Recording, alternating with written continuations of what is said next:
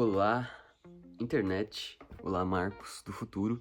Como sempre, eu não me sinto muito pronto para fazer esse vídeo, mas é aquela coisa, né? Eu sou movido por essa vontade de falar. Minha mente tá sempre falando muito e agora eu tô tendo essa necessidade de colocar para fora, muito fortemente.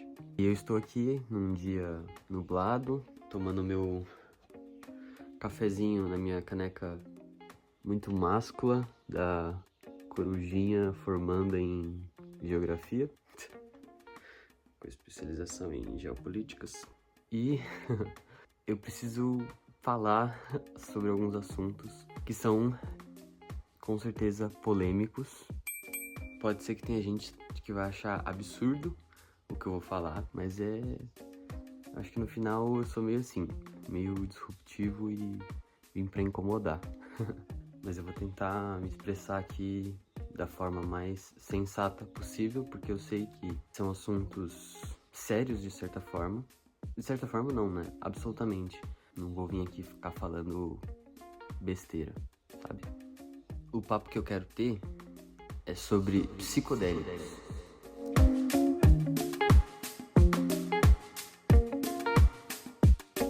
Eu quero tentar trazer da forma menos enviesada possível.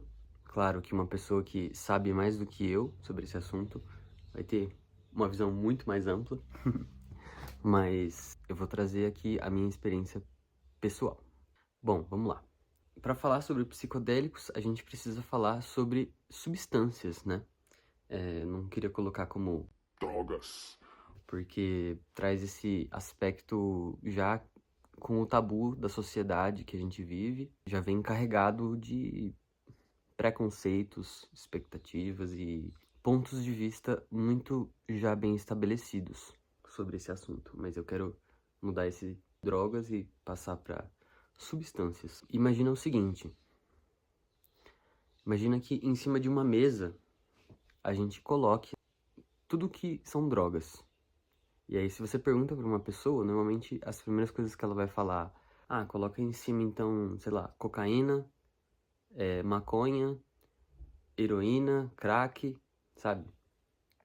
Mas a gente tem que se lembrar, de fato, o que são drogas, né? São toda substância que quando entra no seu sistema causa algum tipo de mudança. Então a gente pode colocar desde o açúcar, o café, alguns chás que a gente toma, álcool, nicotina, né, que é do cigarro, e claro, também essas outras coisas. E algumas coisas que são pouco citadas, aqui no Brasil essa discussão eu vejo que ela é não é muito forte ainda, mas a gente tem que incluir também nessa mesa os psicodélicos, né? Tem uma lista gigantesca de psicodélicos, não vou conseguir citar todos aqui, mas posso citar psilocibina, ketamina, mescalina, dimetiltriptamina, enfim, são diversas. Talvez eu, sei lá, coloque uma lista aqui. E bom, em cima dessa mesa existem coisas muito diferentes umas das outras, né? Cada uma com as suas peculiaridades, né? Cada uma com os seus efeitos particulares, mas a gente consegue também separar elas meio que em categorias. Não vou entrar aqui muito no mérito das categorias, sei lá, narcóticos, alguma coisa assim, mas quero separar principalmente em dois grupos, que são as coisas que passam pela mão do homem, que passam pela indústria, que passam por algum processo de manufatura, de certa forma, contra a outra categoria, que seriam as coisas que literalmente vêm da natureza, pura e simplesmente. Certo, dividimos essas duas categorias. Se você for parar para pensar, tudo que passa pela mão do homem, tudo que passa pelo processo de produção industrial, de certa forma, sempre vai ter o interesse de alguém por trás.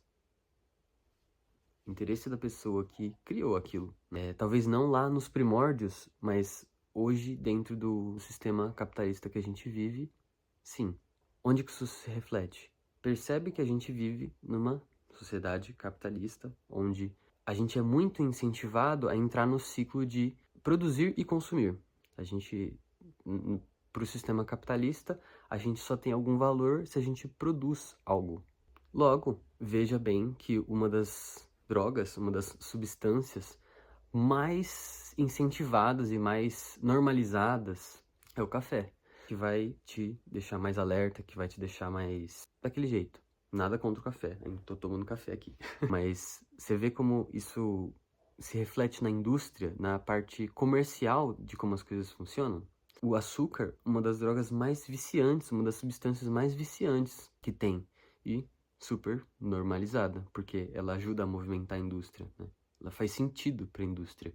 E aí você para ver que as drogas que a gente mais consome no dia a dia, né? As substâncias que a gente mais consome no dia a dia são aquelas que de algum jeito fazem muito sentido para que o sistema capitalista continue funcionando. E as outras, elas são marginalizadas, elas são colocadas à margem da sociedade.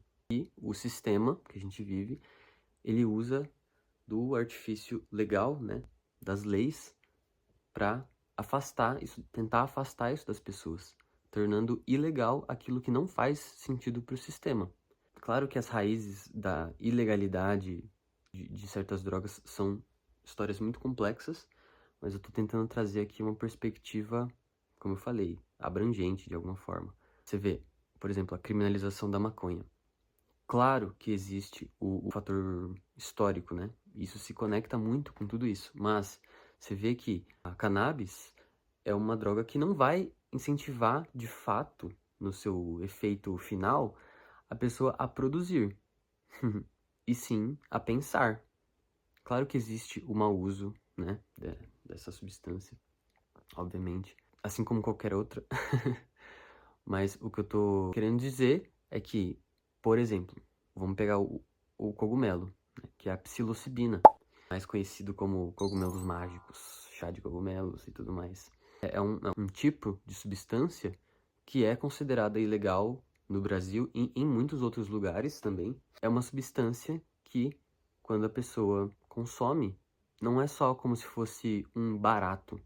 É como se realmente afetasse a forma de pensar da pessoa. E se você quiser analisar como que isso se representa dentro da sociedade, perceba que quando a pessoa fala, dos hippies, do movimento hippie, blá blá blá blá blá blá, riponga, o movimento hippie nos anos 60 foi um movimento onde as pessoas estavam se reunindo para consumir psicodélicos e propagar uma mensagem através do que eles falavam e através do estilo de vida deles. Um estilo de vida que era meio fora do sistema. E a principal mensagem que eles estavam tentando transmitir é de paz e amor. Só que o sistema vendo isso, vendo que aquilo ali representava uma ameaça para o seu imperialismo, de certa forma, né, o seu poder, vendo que as pessoas que estavam ali consumindo psicodélicos estavam deixando de fazer parte do sistema, logo foram taxados de vagabundos, né, de pessoas que não queriam trabalhar. Eu sei que essa história tem muitos lados, tô tentando aqui só construir um raciocínio. Espero que eu esteja conseguindo. Logo, quando o sistema viu isso, utilizou-se do artifício da lei para transformar os psicodélicos em algo errado, em algo que era ruim. Isso aconteceu não em todos os lugares, né? Mas ao redor do globo isso aconteceu. E eu acredito que o sistema, o poder, tinha tanto medo dessas substâncias, desse tipo de substância, que de certa forma fazia as pessoas se tornarem um pouco mais conscientes de si.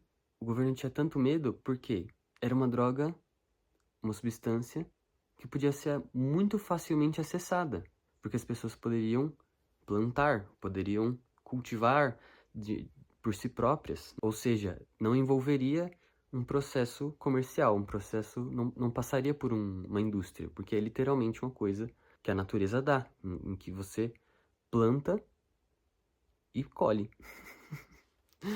Simples assim.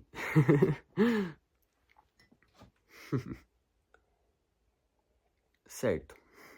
Chegamos em um ponto onde eu vou pedir para os senhores apertarem os cintos, porque o bagulho vai ficar louco agora. vamos lá.